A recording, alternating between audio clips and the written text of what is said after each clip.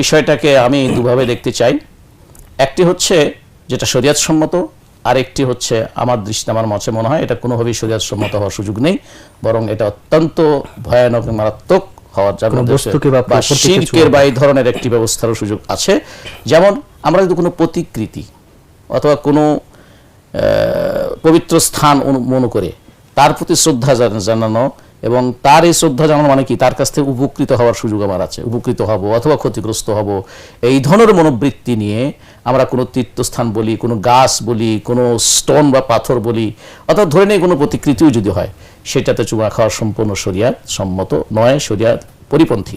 আমি আমার পিতাকে, আমার কোনো শ্রদ্ধাভাজন ব্যক্তিকে যিনি জীবিত এবং যিনি আমার সামনে আছেন, তার প্রতি শ্রদ্ধা পোষণ করার জন্য যদি আমি তার হাতে চুমো খাই, তার কপালে চুমো খাই, আবার আমি আমার স্নেহ ভাব প্রদর্শনের জন্য যদি আমি আমার বাচ্চা ছেলেদের মেয়েদেরকে যদি আমি চুমো খাই, সেটা নিঃসন্দেহে শরীয়ত সম্মত এবং সেটা সওয়াবের কাজ।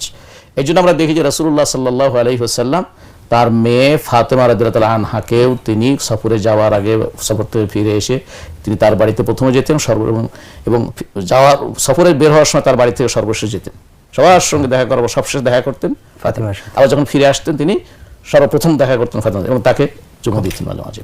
রাসূলুল্লাহ সাল্লাল্লাহু আলাইহি ওয়াসাল্লাম যখন এভাবে করতেছিলেন, চুমা দিচ্ছিলেন কোনো তার হাসান হোসেন তার নাতিদেরকে, তখন ওমর রাদিয়াল্লাহু বলতেছিলেন যে রাসূলুল্লাহ আপনি চুমা খাচ্ছেন বাচ্চাদেরকে।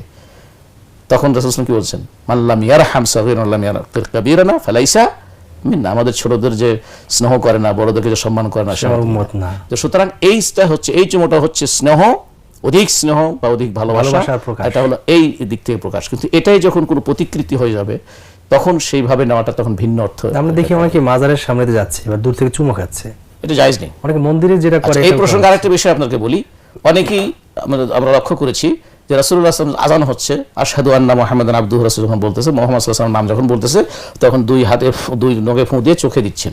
এটা সম্পূর্ণ একটি বেদাতি কাজ। আচ্ছা, আল্লাহর নবীর সাহাবীরা বা রাসূলুল্লাহ সাল্লাল্লাহু আলাইহি ওয়াসাল্লাম নিজে কখনো তিনি এরকম বলেননি যে আমার প্রতি তোমাদের এটা করতে হবে, আমার নাম শুনলে সালাতু সালাম পাঠ করবে, রাসূলুল্লাহ সাল্লাল্লাহু আলাইহি ওয়াসাল্লাম দরুদ পাঠ করবে, সালাতু সালাম পাঠ করবে। আল্লাহর নবীর সাহাবীরা রাসূলের নাম শুনে চোখে এরকম করে আঙ্গুল দিয়ে ফুঁ দিয়ে আঙ্গুল দিয়ে দেননি, বরং কি তার প্রতি সালাতু সালাম পাঠ করেছেন। এবং সালাতু সালাম পাঠ করা রাসূল সাল্লাল্লাহু আলাইহি ওয়াসাল্লামের প্রতি উম্মতের মূল কর্তব্য বা মূল ডিউটি, তার মধ্যে অন্যতম একটা হচ্ছে সালাতু সালাম পাঠ করা। এই জন্য সালাতু সালাম পাঠ করার বিষয়টাকে আল্লাহ পাক শরীয়ত সম্মতভাবে করেছেন।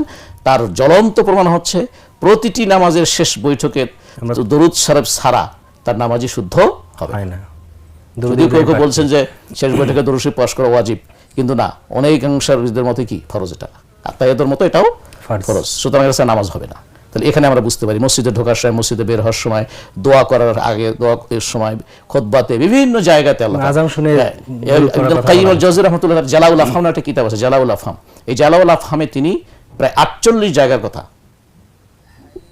অথবা 42 জায়গায় এই সালাতু সালাম পাঠ করা রাসূল সাল্লাল্লাহু আলাইহি ওয়াসাল্লামের প্রতি এই স্থানগুলো তিনি, এটা আলাদা বই, একটা জালাউল আফহাম নাম জেনে উল্লেখ করেছেন।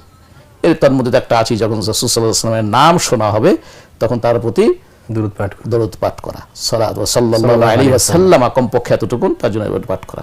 এটা রাসূল বলেছেন যে ব্যক্তি আমার নাম শুনলো আর আমার প্রতি সালাতু সালাম পাঠ করলো সে কৃপণ। আর একখানে বলেছেন সে ধ্বংস হোক, সে ধ্বংস হোক। এই জন্য এইটা, এই প্রসঙ্গে আমরা বললাম যে এই ধরনের চুমা খাওয়া অথবা চোখে পানি দেওয়া এটা সম্পূর্ণ বেদাত। এটা আল্লাহর রাসূল সাল্লাল্লাহু আলাইহি ওয়াসাল্লাম, তার সাহাবায়ে কেরাম, আইম্মায়ে মুজতাহিদিন এবং আইম্মায়ে মাযাহিব যারা আছেন, বিজ্ঞ আলেম ওলামারা কেউ এটা করেননি এবং এর পক্ষে কোনো দলিলও নেই।